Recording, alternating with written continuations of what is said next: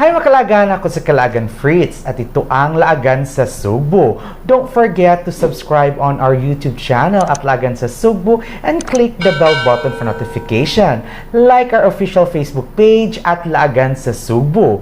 It's another pageant episode and another pageant queen na naman ang machichikahan natin sa araw na to. Help me welcome Mrs. Cebu Philippines 2022 who will be representing Cebu City East. We have Mrs. Liz Tagimacruz-Vcina. Hello, Miss Liz. How are you? Hi, Fritz. I'm good. And how are you? I'm very much fine. Thank you for asking. Now, here at Laagan sa Cebu, we have this boiling question. Wow. But the question is, are you ready?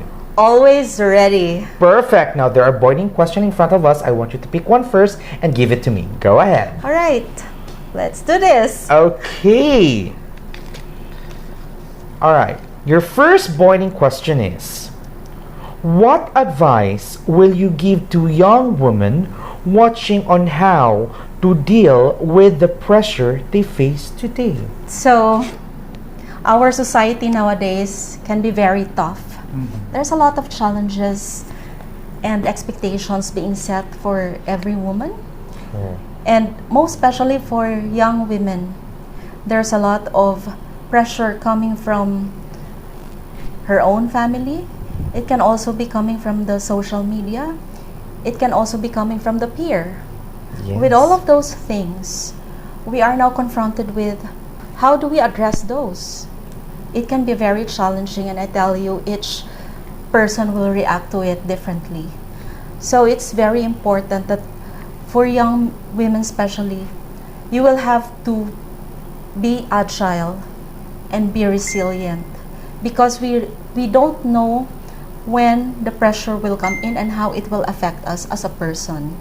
Being resilient and being agile would mean that you can easily bounce back from a difficult situation. Second is, it is important that as a person or a young person, you need to be informed.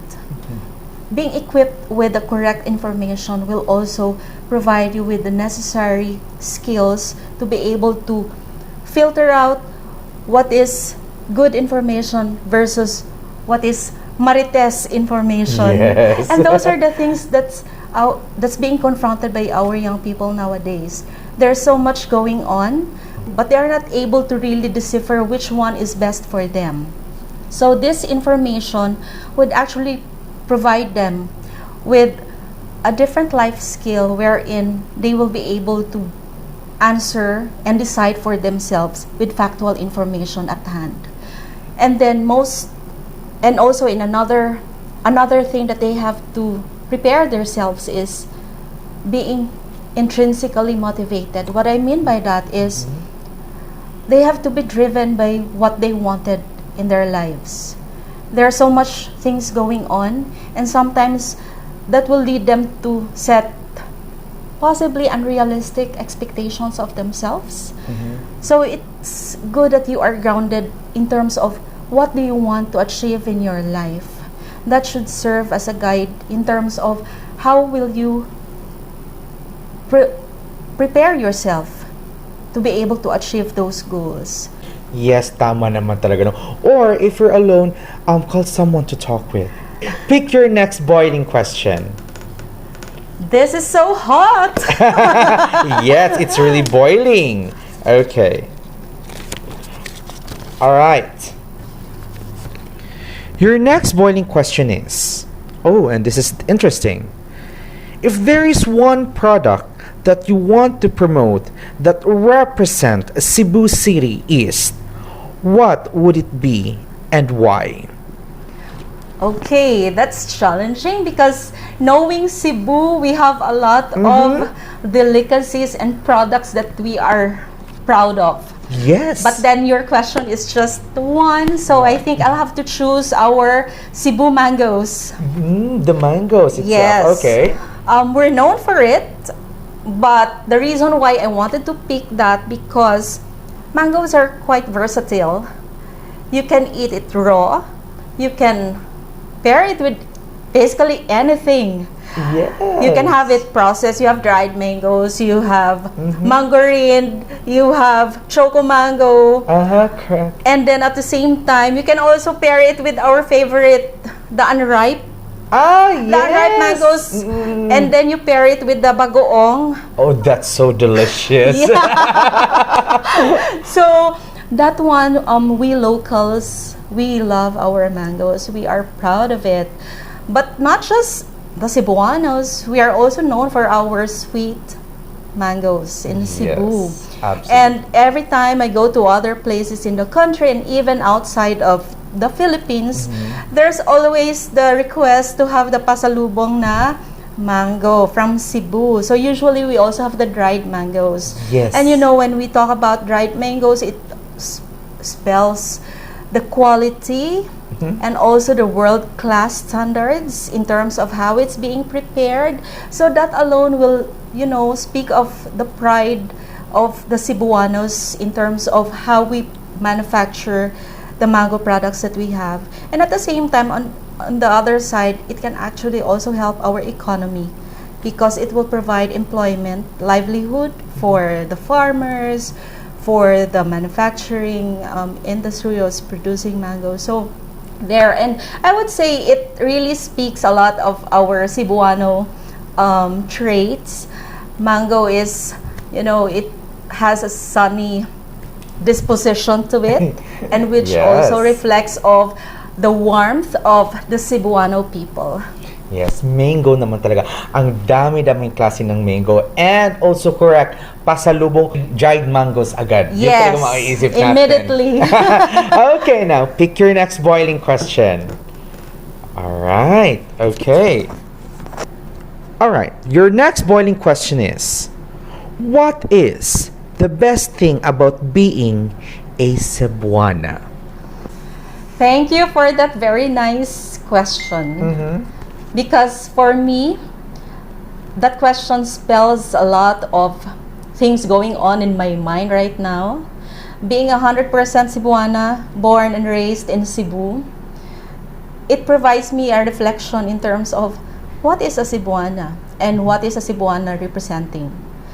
So personally, I believe that the best description for a Cebuana is being strong, yet gentle, being tough, yet compassionate. So I would say a Cebuana woman is grounded. We can be very flexible. Whatever the situation is in, we can immediately pack, change, and provide the necessary answers or address certain issues at hand. We're quick thinkers. And we're quick to also act on certain situation at hand. Yes. So I hope I'm able to answer. Yes naman, you were able to answer all the qualities of being things, a Cebuana talaga. But there's really a lot. There's a lot. There's But really those a are lot. the top of mind answers that I have right now. Okay, now pick your last but not the least boiling question. Alright. Okay. What are your thoughts on people thinking negatively about beauty pageants? All right. Personally, I still believe in diverse opinion, Okay, which means that some people will think of pageantry as something negative, but there's also a lot of people also thinking that, you know, there's something positive about beauty contest pageantry. But, you know, respect whatever decision or whatever opinion that others may have about pageants in general. For me, I would respect that kind of opinion. They are entitled to it. But at the same time, I would like to also ask them to, you know, look at the positive side of it, because there's a lot of learnings actually that's happening when you are in a pageant. Before, I think of the same thing also. I'm also guilty of that because I would tend to believe that it's shallow. It's just about the physical attractiveness of a person. But when I joined Mrs. Cebu, all of those Must things that I have in mind actually change. Why? Because the actual experience in itself, it's providing us with additional competencies as a woman. I would say that as an HR practitioner, this is an actual training ground Yes. to be ready in whatever situation. There's a lot of learnings going on. You gain friends from your sisters, from your co-candidates. You are being mentored by the experts. And personally, for me, I learned a lot from it, and I'm thankful that I joined. Yes. And no, alam mo naman na when it comes to beauty pageant, it promotes woman empowerment. True. That's all right. Yes. All right, mga kalagan. No, before we continue with our next segment, I would like to thank first our sponsor. I would like to thank Cebu Century Plaza Hotel. Thank you very much for the accommodation and for the setup today. And also, I would like to thank Timplora Dermatologica for always making me fresh because I am Timplora Touch. Now, let's lighten up. Let's loosen up because our next segment is the Fast Talk. Wow. So I should be fast? Yes. Are you ready? Always ready. Perfect. Okay. Fast talk. Hot or cold? Hot. Oo, hindi. Marte ka ba? Hindi. How many times you take a bath? Twice. No cell phone, no internet. No internet. 1 piece or 2 piece when it comes to pageant? 2 piece. Walang tulog, walang kain. Walang kain. Favorite pastime? Sleeping. Island life or city life? Island life. Travel or books? Travel. Sweet or spicy? Spicy. YouTube or Netflix? Netflix. Fruits or vegetable? Vegetables. Beauty or brain?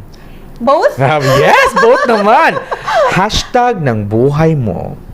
Hashtag Laban Liz. Yes, hashtag Laban Liz. Alright, kindly please invite our Lagan sa Cebu viewers where we can follow you, your social media platform, and how we can support you for the upcoming Mrs. Cebu Philippines 2022. Go ahead. Hello mga kalaagan. I'm inviting you to follow me through Instagram, Maria Lizzie. And of course, I wanted to promote Mrs. Cebu Philippines to 2022. Please come and watch us on October 23. That's going to be at the Waterfront Lahug, Cebu City. Hope you can come and, be there to support us. So this is an exciting journey for the Mrs. Cebu candidates this year. And I hope all of you will be there to cheer on us. Yes!